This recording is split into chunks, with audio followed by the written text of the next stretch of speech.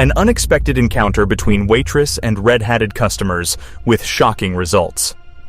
Rosalind Harris is a waitress who works 2 jobs just trying to make ends meet so that she can pay her college tuition fees. During one of the busiest weekends of the year, she was working her shift at the Washington restaurant Busboys and Poets when a group of Texan men walked in with their conspicuous red hats sticking out like a sore thumb in that particular establishment, with its very laid-back, artistic vibe that is known for being a meeting place for civil rights activists, artists, and poets. Rosalind's first thought was they might be looking for trouble. At first, the 25-year-old waitress was instinctively nervous about serving them and hoped they weren't there to make any trouble for her or for the other customers. This wasn't the first time that Rosalind had encountered trouble in her restaurant, but these men were on another level of intimidating and spooky. After a while, she realized that her initial thoughts may not have been fair, as she could not hide all her fears. But she still wasn't expecting what she found on the table. She couldn't believe her eyes. The 25-year-old is a professional dancer, and her work as a waitress is a means to an end, a way to put herself through college. She works hard, and the last thing she wanted was for any customer drama to occur. The weekend that this unexpected incident took place is significant to the story. It was the weekend of 2 majorly important marches in Washington that weekend. The inauguration of the 45th President of the United States of America, Donald Trump, and the Women's March. Funnily enough, both parties in our story were at a march that weekend, but while those in the red hats were at the inauguration, Rosalind was at the Women's March. She was also not the biggest Trump fan, so when these men walked in wearing those infamous red MAGA hats, she instantly took against them. They were mortal enemies, after all, and they were on her turf. It was a fateful lunchtime for both parties that day, as they would both learn a lot.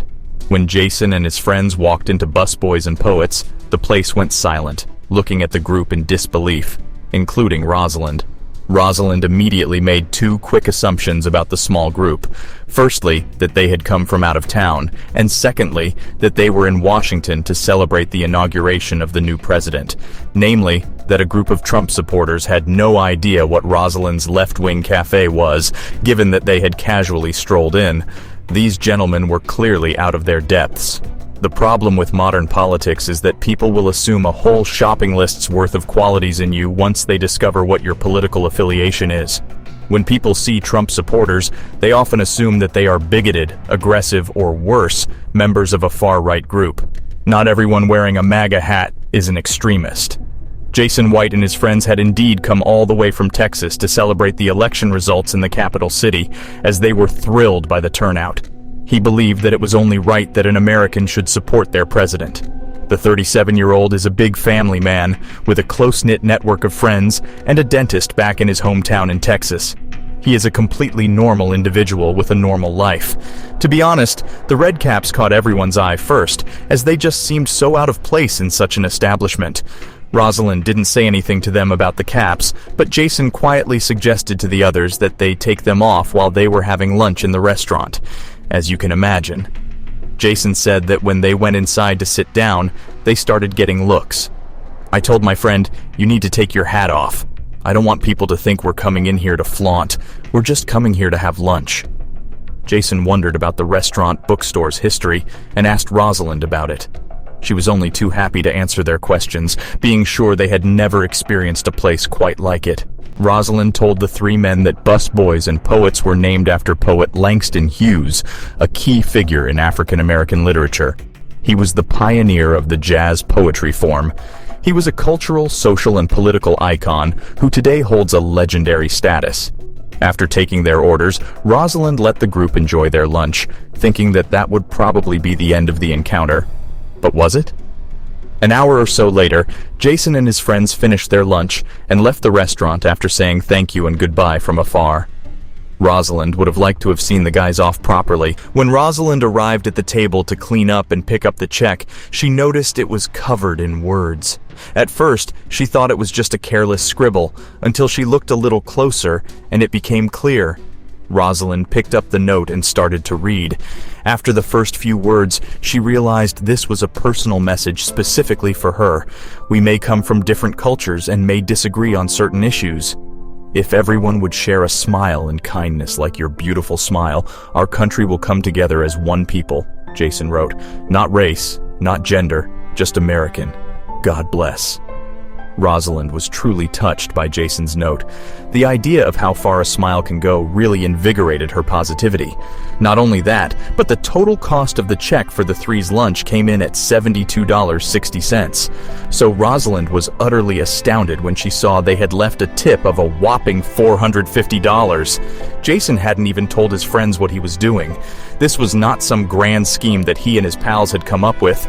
Rather, it was a spontaneous gesture that Jason had thought up after meeting the warm waitress. Both the lovely heartfelt words and the hefty tip were such wonderful gestures that Rosalind felt extremely touched and emotional. Not only were the words extremely moving for Rosalind, there was also no denying that the generous tip came at a perfect time for her. She had just taken on extra shifts because she had to move apartment and didn't know if she'd have enough cash to pay any upfront costs. Rosalind said that she may have been guilty of prejudice too, and the men had left her with more than a generous tip. It reminded her that many Americans want unity regardless of their politics. Even though neither Rosalind or Jason posted any information about the exchange on social media, it soon went viral after a coworker of Rosalind's put a photo of the receipt on Twitter. Soon enough, the story captured the attention of millions, putting both Jason and Rosalind in the public's consciousness.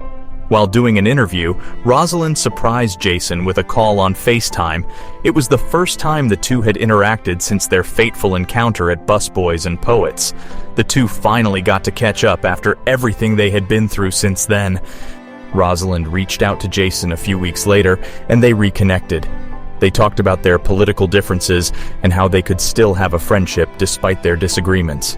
Over various dinners, Rosalind and Jason engaged in political debates that got heated at times.